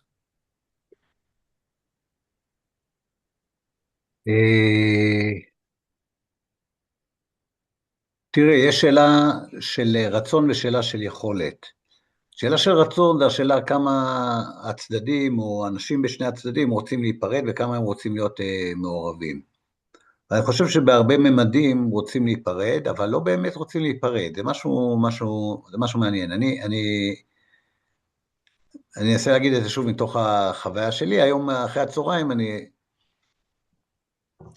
אני בין האוניברסיטה בהר הצופים לבין הבית שלי, יש את העיר העתיקה בירושלים, אז אני מחנה את האופנוע, לא אותו אופנוע, זה אופנוע אחר, אני מחנה את האופנוע ליד שער שכם, ואני עושה סיבוב של חצי שעה, 45 דקות, בשביל לנשום קצת. וכמובן שיש שם הרבה מאוד יהודים, חלק הולכים לכותל, וחלק הולכים סתם להסתובב, וחלק קונים, וחלק לא קונים. עכשיו, המצב, אנחנו צריכים להבין אותו דבר ראשון. מה הכוונה להבין את המצב? המצב הוא כזה שמצד אחד יש פה מלחמת חורמה, ועשרות אלפי הרוגים בצד הפלסטיני, ואלפי הרוגים בצד הישראלי, אז כאילו, יש פה מלחמה קשה מאוד בין הצדדים, ומצד שני אנשים מסתובבים אחד ליד השני, בשער שכם, בשער יפו, בשער הפרחים, וכאילו באותם סמטאות, וזה לא שאין איזה תקרית מדי פעם, אבל זה בכלל לא דו. אז למה כשאתה רואה ערבי בעזה אתה הורג אותו, ואתה רואה ערבי בירושלים אתה לא הורג אותו? למה כשאתה רואה יהודי אתה... אז יש לנו פה איזה מצב שקודם צריך לשים אליו לב. כלומר, שהדברים הם לא חד משמעיים בכלל. מצד אחד סכסוך מאוד עמוק, מצד שני אנחנו יושבים באותם כיתות. מצד אחד סכסוך מאוד עמוק, אנחנו אוכלים באותם מסעדות, אנחנו מטפלים באותם בתי חולים. משהו פה לא עובד, מבחינה הגיונית, כאילו לכאורה. אין לי תשובה לדבר הזה, אני חושב אבל שלא שמים אליו מספיק לב, ואני חושב שיכול להיות בו איזה מפתח, ואני כן חושב שהוא עונה משהו, אבל לא לגמרי על השאלה של ההיפרדות. זאת אומרת, מה זה היפרדות? זאת אומרת, היפרדות, מה זה להיפרד מהעיר העתיקה? אז מה זה אומר? שיהודים לא ילכו בעיר העתיקה? או שלא יהיו ערבים בעיר העתיקה? כיהודים אתה מדבר על היפרדות. אז נכון, יש יהודים שאומרים כן, העיר העתיקה תהיה רק שלנו, והערבים שלא מורידים את הראש, אנחנו נעיף אותם מפה, ואחרי זה אולי את כולם. אבל זה מיעוט של יהודים.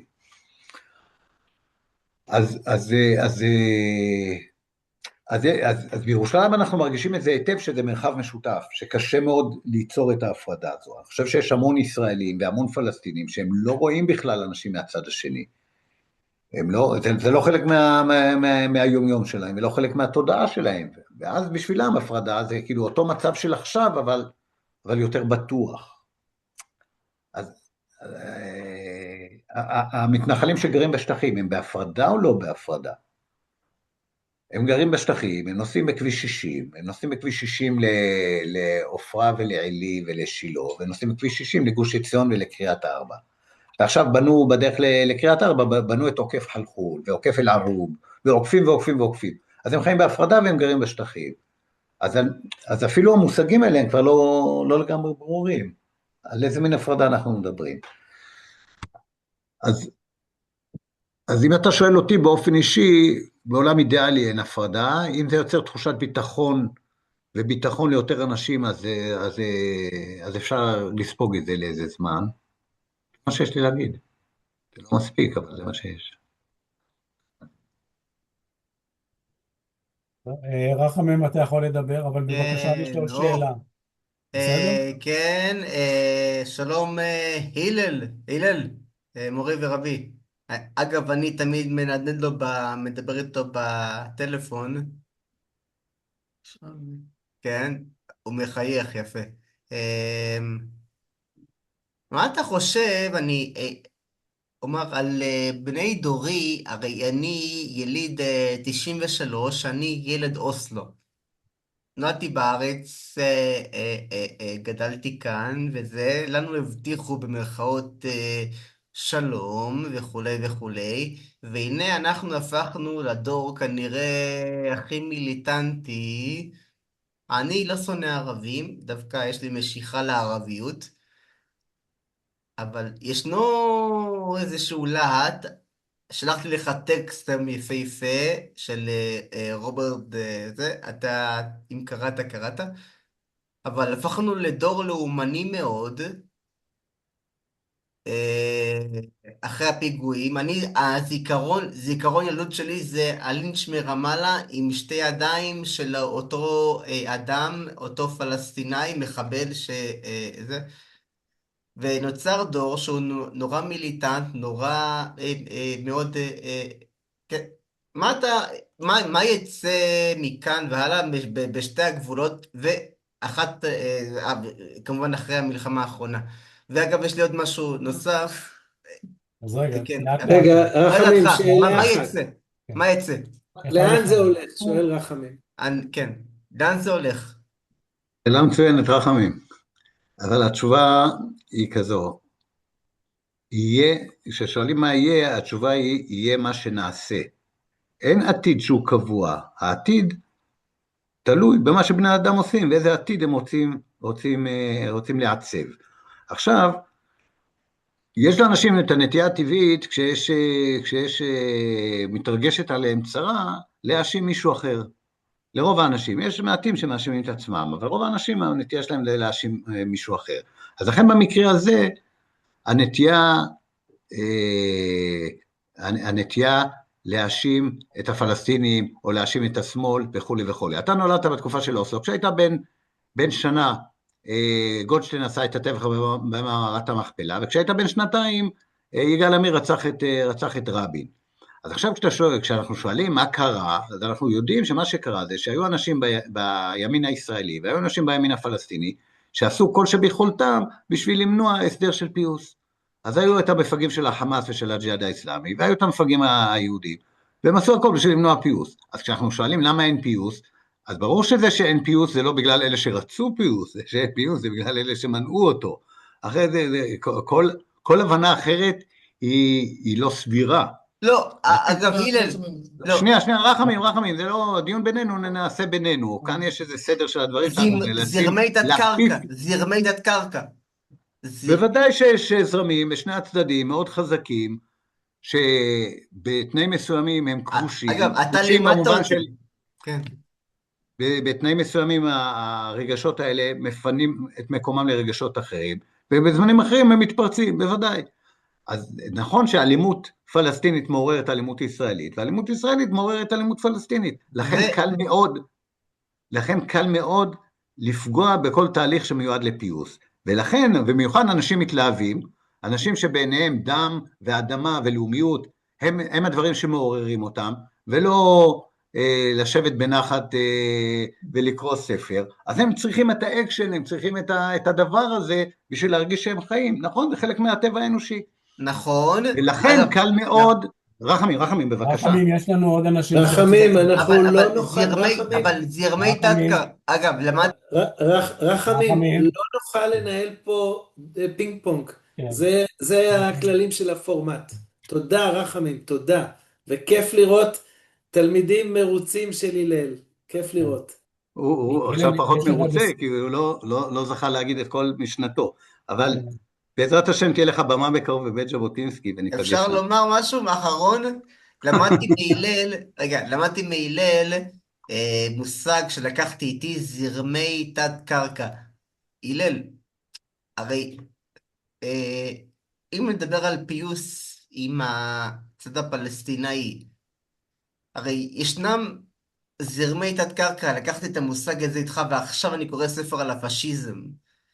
הרי יש זרמי תת קרקע כל כך חזקים, גם להם, אל-אקצא וכולי וכולי, והם שומרי זה, ואנחנו, יש פה שני עמים שמרגישים שהם בני בית כאן, בארץ.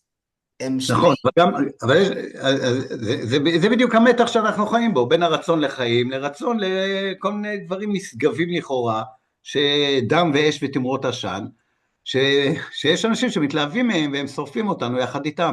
אבל הצרה רחמים, שני העמים. רחמים, העברת את המסר, יש לנו שאלה של דן. דן, אתה רוצה לשאול? אתה רוצה שנקריא? דן לויסון עדיין איתנו? אפשר להקריא את השאלה. לא, הנה דן פה. אהלן קודם כל, שלומך. אהלן. הקראתי היום את אין ארץ אחרת אצלי בתיכון הדמוקרטי. אני רוצה לשאול אם יש בעיניך מתנחלים שעמדתם סבירה, האם ומתי עברת שינוי מלא ביחס להתנחלויות? לא בטוח שהבנתי, אם אפשר שוב... אז רגע, דן. לא בקריאה, אלא תגיד את השאלה, דן, בבקשה. כן, אוקיי. אז באופן טבעי, אני חושב, החוויה שלי והחוויה של רוב התיכוניסטים הייתה מאוד קשה מלצפות בעין ארץ אחרת, ולראות את הצד הקשה והאכזרי ביותר של הכיבוש. והשאלה שלי אליך היא, בתור מי שגדל בתוך ההתנחלויות, ונשמע לי היום שיש לך תפיסה מאוד... לא יודע אם אתה מוכן לדגל שמאלנית, האם אתה באיזשהו שלב התחלת לראות בהתנחלות משהו שאתה, עמדה שאתה לא יכול להצדיק אותה, אני מסתכל ואומר, אני לא מצליח לראות שם איזושהי עמדה לגיטימית, רציתי לשאול אותך על הזווית שלך על זה, האם עשית סוויץ' כזה ומה... כן, אז בספר אני כותב שכבר בימים הראשונים של ההתנחלויות היו תקריות אלימות שלא אהבתי אותן, לא אהבתי, כמובן לא אהבתי שזורקים עלינו אבנים, אבל גם לא אהבתי שעושים מבצעי תגמול נגד אנשים שלא היו מעורבים.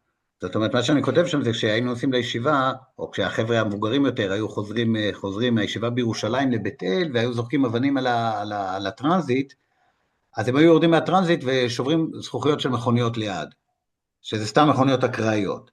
אז כבר אז אני לא אהבתי את הדבר הזה, כמובן. מה זה כמובן? לא יודע אם כמובן, לא אהבתי את הדבר הזה. אני חושב שהיו עוד אנשים שלא אהבו את הדבר הזה. זאת אומרת, וגם יצא לי לשבת בבתים של פלסטינים, שפעם אחת בזמן של פשיטה של חיילים, ופעם אחת, אז זה פחות קשור להתנחלויות, אבל במובן מסוים זה כן, כי חלק מהמוצבים וחלק מהסיורים נועדו להבטיח את ההתנחלויות, אז יש כאן מערכת שלמה סביב הדבר הזה. אז אם אפשר להגיד ככה, אני התחלתי מתוך תחושה גדלתי בדבר הזה שהתנחלויות זה דבר חשוב ויקר, וארץ ישראל שלנו, וזה צו אלוהי וכו' וכו'. ובאיזשהו שלב אני הבנתי, או הגעתי או התחלתי לחשוב שבעצם הן גורמות נזק עצום, בוודאי לפלסטינים, אבל גם לעם היהודי. ויש איזה זיכרון שלא הכנסתי אותו לספר, אני מדבר עליו בהקשר אחר, שבחנוכה לפני כמה שנים אני הוזמנתי לתת הרצאה בקיבוץ, קבוצת גבע בעמק יזרעאל, ליד תל יוסף. ונתתי שם בחנוכה הרצאה, ואני נוסע שם, עובר דרך עמק בית שאן, ועולה לעמק יזרעאל, ואני רואה את כל היישובים האלה, ורואים את האורות של בית אלפא וחפציבה, ותל עמל, וגבע, ותל יוסף, וכל המקומות של אנשי העלייה השנייה והשלישית, אני יודע, של פעם, אני רואה את הדבר הזה, ואני אומר, וואו, האנשים האלה, מה שהם עשו למען יהודים נרדפים בתחילת המאה ה-20. הם באמת הקימו איזה פרויקט אדיר, יהודים בסכנה בכל העולם, והם מקימים את הדבר הזה, ומאפשרים פיסת רגל לעם היהודי לשבת בו במנוחה. אז זה קורה בחנוכה. ויומיים אחרי זה יש הדלקת נרות בחנוכה אצל המשפחה של אשתי בעופרה.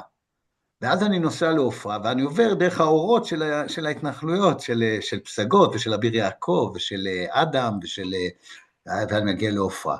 ואני מסתכל על האורות האלה, ואני אומר, הם לא עשו כלום. הם לא עשו כלום למען עם ישראל. עכשיו, למה אני מתכוון? בהבנה שלי, אני לא כופה את ההבנה שלי כמובן, אבל אני אומר, מה שהם עשו, עם ישראל ב-67 היה במצב של יש, והם רצו עוד. התנועה הציונית בראשיתה הייתה במצב של אין, והם רוצים את המינימום. זה לא אותו דבר, זה לא אותו דבר. אין לך כלום, ואתה רוצה משהו בתחילת הציונות, אמנם זה על חשבון מישהו אחר, אבל אתה לא רוצה את כל מה שיש לו, אתה רוצה חלק ממה שיש לו. צודק, לא צודק, הוויכוח על צדקת הציונות, ויכוח חשוב. וזה הישרדות. אבל אתה אומר זה הישרדות, ואפשר להגיד על זה את הדברים האלה.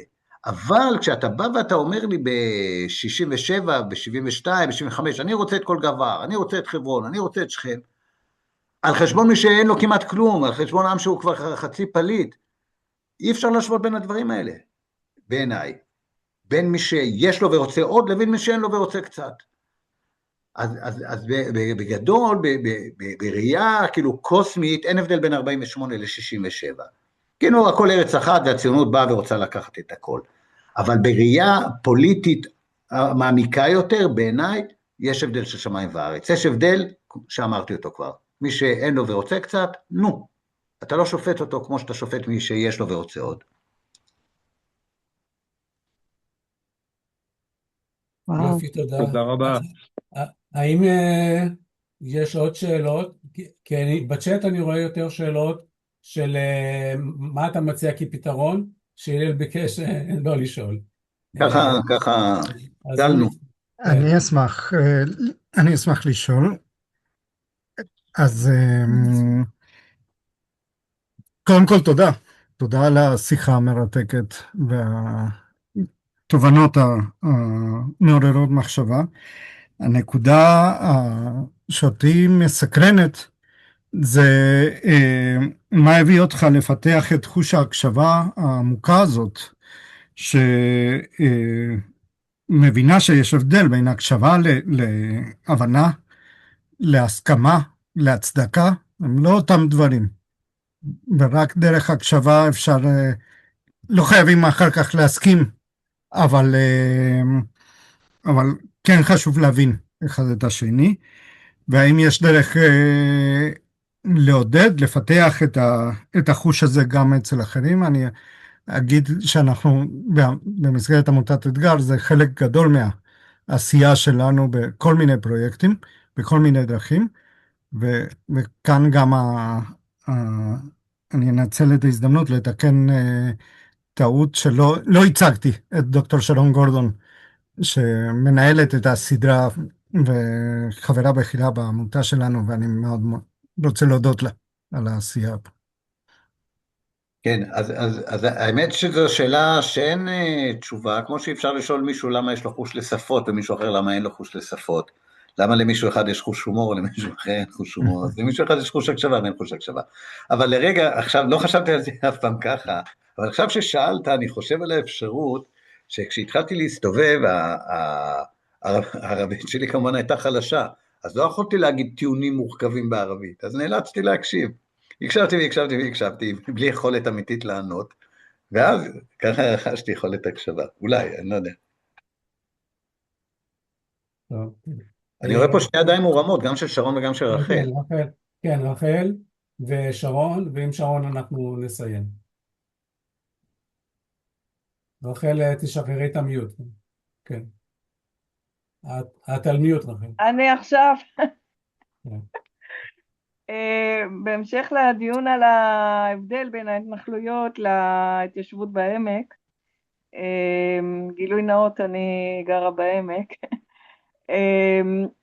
רציתי לשאול את הלל אם היית אומר שההתנחלויות הן שמטו את הבסיס ואת הצידוק בעיני העולם אולי מכלל המעשה ההתיישבות הציונית. כאילו, הבנתם את השאלה? כן, תראה, קשה לי לדבר בשם העולם.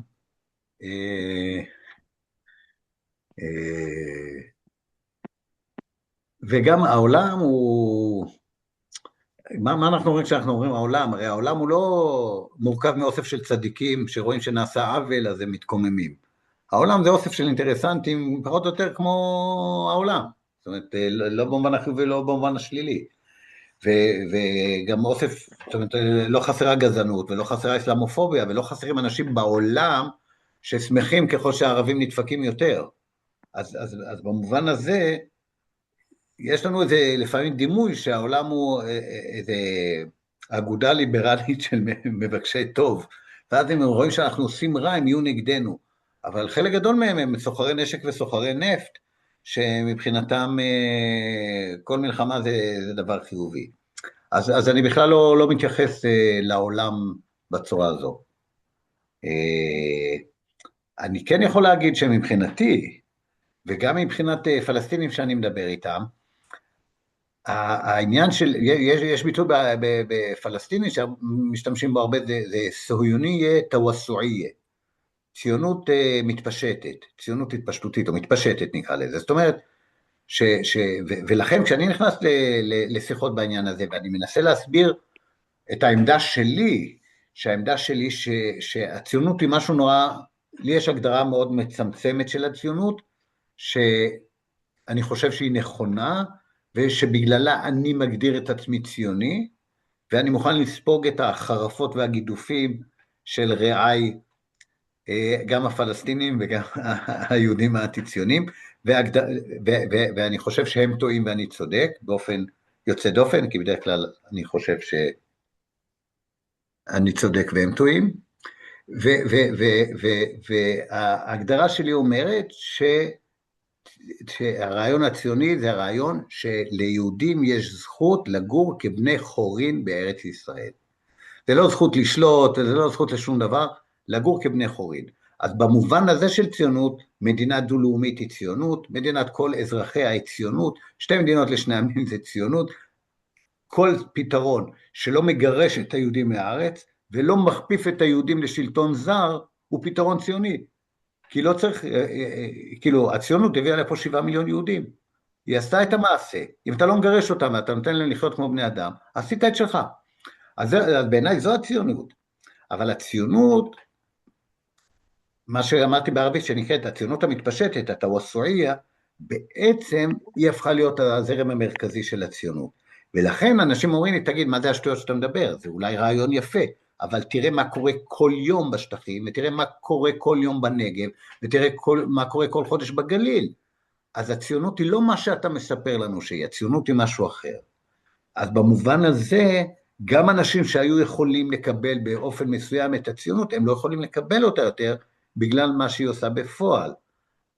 במובן הזה את צודקת, אבל זה לא העולם, אלא זה האנשים בעלי ראייה נכוחה ומוסר הוגן. אוקיי, תודה. להגיד תודה, באמת קראתי את הספר שלך בשקיקה, ואני מאוד היה מעניין היום ההרצאה, השיחה, ופותח אופקים. תודה רבה. תודה רבה. שרון, כן. כן, אני אמשיך קצת את העניין הזה של העולם בצורה קצת שונה.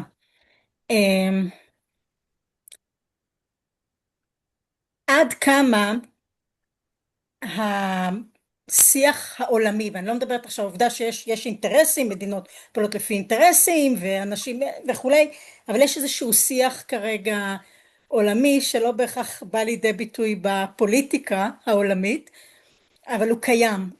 השאלה שלי עד כמה הוא משפיע לדעתך על היכולת או אי יכולת להגיע לאיזשהו התקרבות. אני עכשיו לא מדברת על מילים כמו שלום גדול בכלל, אני מדברת על היכולת של ישראלים, יהודים ופלסטינאים להתחיל לראות אחד את השני, כי נראה שהשיח הזה הוא דווקא שיח הרבה יותר מקטב, הרבה יותר מעצים שיח מסוים על פני שיח אחר. סליחה, נרטיב מסוים על פני נרטיב אחר. זאת אומרת, הוא מעצים את ההתרחקות במקום מאשר את ההתקרבות. אז עד כמה זה באמת משפיע על הפלסטינאים עצמם? איזה נרטיב לדעתך הוא מעצים? את הנרטיב שהציונות כולה קולוניאליזם התיישבותי, זאת אומרת מלכתחילה.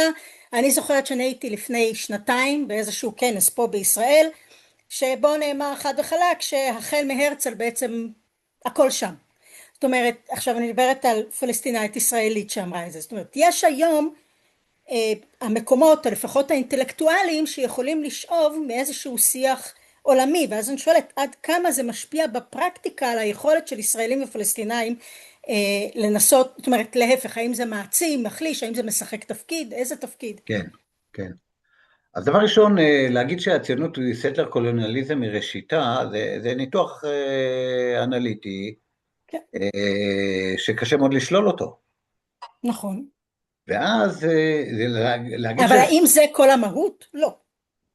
לא, ברור שזה לא כל המהות, וגם להגיד שזה סטלר קולוניאליזם מראשיתו, זה לא אומר שום דבר לגבי הפתרון העתידי באופן חד משמעי, זה הצעה לפתרון, זה הצעות לפתרון, זה אומר שצריך לעשות דקולוניזציה, מה זה אומר דקולוניזציה? זה מעלה הרבה שאלות, אבל זה כשלעצמו, זה לא בעיה, בעיניי. זאת אומרת, אני יודע שיש אנשים שזה מחריד אותם, אבל בעיניי זה כמעט טריוויאלי. זאת אומרת, אם הציונות לא הייתה תוואסועיה, לא הייתה ציונות מתפשטת, הטיעון הזה לא יכול לעלות. אבל מכיוון שאחת ההגדרות של סטלר קולוניאליזם, זה שכל הזמן ממשיך להתפשט, ומדינת ישראל מוכיחה שהיא הדגם לדבר הזה, אז כאילו קשה נורא לעמוד מול הטענה הזו ולהגיד משהו בעל ערך. אוקיי? אז יש לנו פה טענה שהיא טענה שצריך להתמודד איתה, אבל את שואלת משהו אחר, את שואלת איך זה משפיע על היכולת לשיח בין פלסטינים לישראלים. אז אני אגיד שני דברים. דבר אחד, אם הטענה הזו היא טענת אמת, אז אנחנו צריכים להתייחס לאמת. אז זה שהפלסטינים אומרים את זה, אז אנחנו צריכים להתייחס לזה שגם הם אומרים את זה, ולא רק נגיד אינטלקטואלים מערביים. אפשר להוסיף פה שהראשונים שדיברו על זה היו אינטלקטואלים פלסטינים ולא מערביים, ואז המערב לקח את זה, ואז זה חזר, וזה היה הגלגול של המושג הזה בשיח. בסדר, אז זה דבר אחד. דבר שני, יש תנודה, באמת כשכל השיח הבינלאומי היה פרו-ציוני, או חלק ניכר ממנו, אז היה קשה מאוד לדבר עם ישראלים. כי כולם תומכים בעמדה שלנו, למה שנדבר איתכם, הערבים? עכשיו, כשהשיח נהיה פרו-פלסטיני בחוגים מסוימים, בחוגים שהוא נהיה פרו-פלסטיני, אז כאילו יש חשש שאותו את מעלה, שיהיה משהו דומה. אבל הדרך להתמודד עם זה, זה לקבל את מה שנכון, ולהתמודד עם מה שלא נכון, ולא לצאת מנקודת הנחה. יש חוגים מסוימים שאי אפשר לדבר איתם. זה נכון, נהיה המצב הזה. אבל למעשה זה היה תמיד. זה תמיד היה. עכשיו החוגים האלה אולי טיפה מתרחבים, אולי טיפה יותר קולניים, אולי טיפה מקבלים תמיכה יותר מגוונת. כן, אבל היו חוגים פלסטינים שהיה קשה מאוד לדבר איתם, תמיד. ואגב, החוגים האלה הם לא החוגים האסלאמיים. זה היו חוגים אחרים. וגם, כן, החוגים שטוענים שליהודים אין מקום בארץ. זו עמדה קיימת. לא מאוד רחבה, אבל קיימת. כעמדה פוליטית, לא כחלום בלילה. תודה.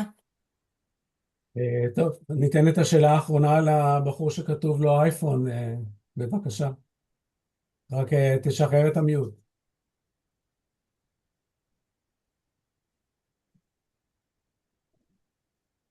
כן, קוראים לי איתי גולדברגר, אני מצטער, אני מדבר בטלפון. אני מקווה שהמנחים ירשו לי לשאול שאלה על סכסוך קצת אחר, אבל לדעתי קשור מאוד. אני מדבר על הסכסוך בין הציונות המשיחית לבית הרב קוק, לבין הדמוקרטיה הליברלית. אני שומע הרבה מאוד, אני חושב שזה פשוט קשור מאוד לסכסוך שאנחנו מדברים עליו כבר שעה וחצי. מה דעתך על העימות הזה, והאם לדעתך יש פתרון לעימות הזה? לא מה הפתרון, אלא אם לדעתך יש פתרון. בשביל לדבר על פתרון צריך להניח שיש בעיה. העובדה שיש דעות שונות היא לא בעיה. העובדה שיש דעות שונות לאלף עובדה, ובית זה מצב בריא. הרי אנחנו לא מצפים שאנחנו נהיה בחברה עם דעה אחת ותפיסה אחת לגבי, לא לגבי משיחיות ולא לגבי ליברליזם. אז יש גורמים יותר ליברליים, פחות ליברליים, יותר משיחיים, פחות משיחיים. So what? אז בעצם מה אתה שואל?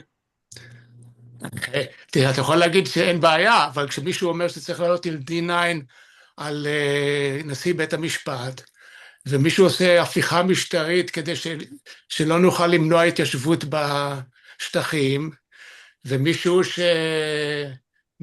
שמנסה לשלוט על המרחב המשותף בין יהודים לערבים ביפו, אז יש לזה השלכה ישירה על הפתרון של הסכסוך. בוודאי, אז בעצם הבעיה שלך זה לא שיש מאבק בין שתי דעות, אלא שהדעה השנייה גוברת. הדעה השנייה טוענת שהדעה הראשונה היא לא רלוונטית, כי היא נוגדת את הדת היהודית.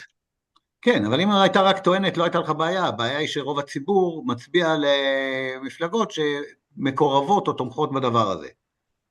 זו הבעיה. זה שיש את הדעה זה לא בעיה. יש מלא דעות להמון אנשים. הבעיה היא שזו הדעה הדומיננטית, וזו הדעה שמכווינה את העניינים כרגע במדינת ישראל. זו הבעיה.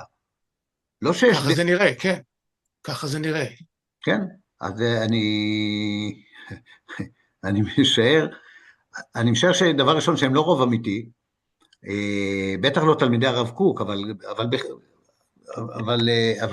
אבל הם חלק משמעותי בציבור, והדרך לפתור את זה, זה התארגנות פוליטית וחינוך.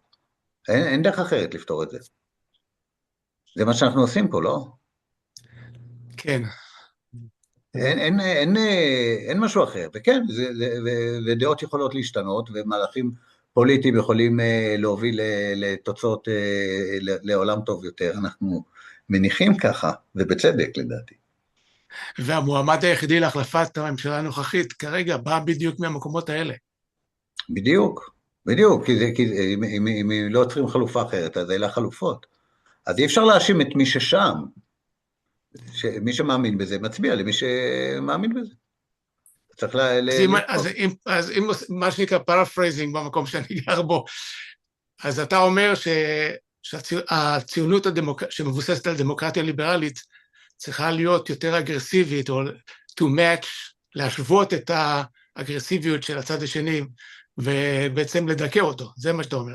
איציק, אני אומר, אנחנו צריכים להיערך לקראת הבחירות הבאות. לא, סליחה, אני לא אמרתי שום דבר דומה לזה, אני לא אמרתי שום דבר שקשור לאגרסיות, לא אמרתי שום דבר שקשור לדכא מישהו אחר, אני אומר חינוך, ואתה אומר לי אגרסיות, אני אומר התארגנות פוליטית, ואתה אומר לי מכות. אתה רוצה ללכת מכות, תלך מכות, אבל... לא מכות, אני מדבר למשל להשתלט על החינוך, כי הם השתלטו על החינוך. לחנך, אתה קורא זה להשתלט על החינוך, תחנך, שיהיה לך, אתה צריך אלטרנטיבה, אתה צריך להציע משהו, מה הציבור הליברלי מציע? שיציע. נכון. תודה רבה. תודה גם לך. אנחנו חרגנו כבר מהזמן המוקצב, אז אנחנו נסיים כאן. זה אבי דואל. דאול. אבא, אתה לא על מי... לא חשוב. תודה רבה לכולם. התוכנית כמובן, המפגש הוקלט, ואנחנו נשלח לכולם. הוא גם יצטרף לשידורי יוטיוב באתגר. אני חושב שנשים אותו גם בסיפור חיקאיה. ונטפליקס. כן, המון תודה, הלל. אני רוצה רק להגיד על המפגש הבא. כן. ב-26 בינואר אנחנו ניפגש עם אליעז כהן, המשורר, שהוציא כעת ספר שירים שמתייחס לסוגיות גם פוסט 7 באוקטובר ועל היחסים גם עם האנשים, עם הפלסטינאים, ואנחנו מזמינים אתכם, מי שלא נמצא ברשימת התפוצה שלנו מוזמן להצטרף, מוזמנת על מנת לקבל גם את ההזמנה למפגש הבא, ואלה שיבואו לאחר מכן. יופי, יופי. אז תודה שרון, ושוב פעם תודה לכולם, ערב טוב. תודה רבה הלל. תודה לכם, באמת תודה רבה. תודה רבה. תודה רבה הלל, זה היה מרתק. תודה רבה. תודה רבה.